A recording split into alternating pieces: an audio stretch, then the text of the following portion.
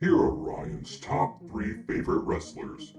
Number 3, Will Ospreay. Number 2, Kenny Omega.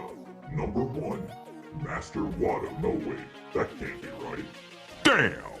Now back to Jack and Ryan on the MonsterCast. They're literally just I'm telling not you. diving into that right now because I'll rant forever, and we already have to rant about this. So They're literally just telling you these are the traveling jobbers. That's what they're saying. The world heavyweight title, the big gold, has a new iteration basically, which I don't have a problem with.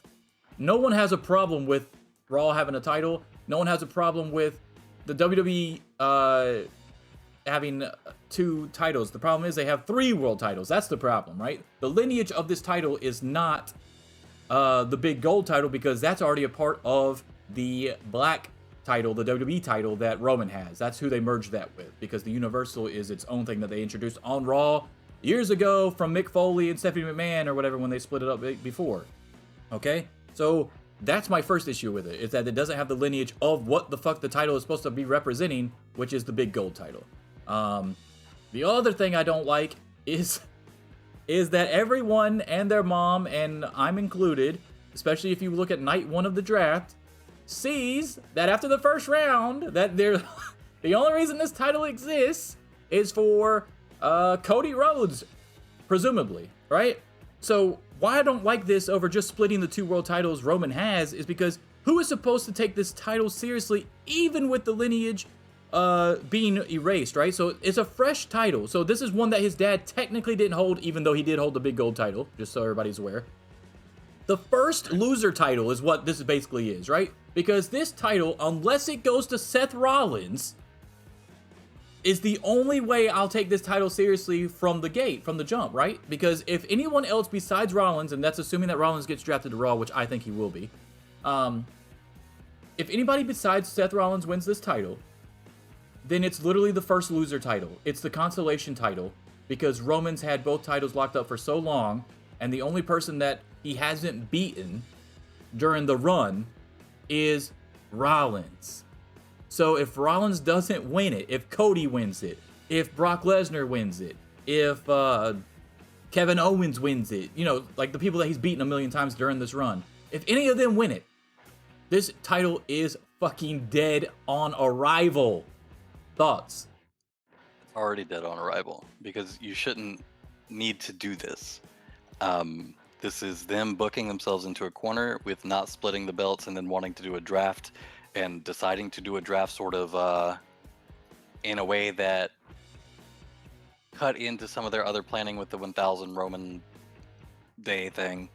And you can, it's one of those things where you can tell that they're scrambling to make something make sense because they realized after the fact that they had fucked something up. So originally the plan going into WrestleMania was probably for Cody to win, and then for some storyline to happen where the belts eventually get split back up. Maybe Cody says he's going to relinquish the one because the only one he really cared about is the one that Dusty never, whatever the fuck, who cares? He gives up the Universal title or has a tournament for it or whatever. However they wanted to do that. I'm sure at some point these belts were getting split again.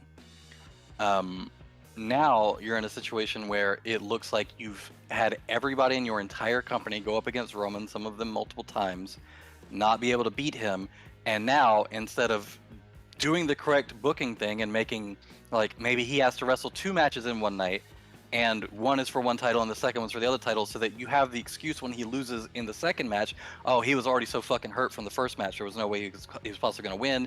The Usos got taken out at ringside in the first match, they're gone, they're carted off to a local medical facility, like, however you needed to book that. And you know how that would have worked? You know the perfect person to make that happen? A Lesnar person. So Lesnar in the first match, right? He Fucks loses, but in the aftermath, he destroys everybody, including Roman. Roman has to go out there again at the end of the night, still fucked up. All his buddies are still fucked up from what Brock Lesnar did, and then you have Cody beat him for the WWE title, not the Universal title. So that way he still has the 1000-day reign with the blue fucking title, and Cody can still get his fucking title to put it back on Raw, the title that his dad never won. Oh my god, how easy was that to fucking book? Why are we fucking doing this instead? Yeah, it literally just took us, what, like 2 minutes to come up with something that made more sense. And they could have done this at any point if they wanted to drag out the 1000-day thing. And less money, because who knows how much they spent on this title. Yeah, true. I also would have been okay if this was a redesign of the title that Cody won from him. Like if this was the WWE title, but they reimagined Right. it, and it's not the black one with the big ass W anymore. Yeah. Right.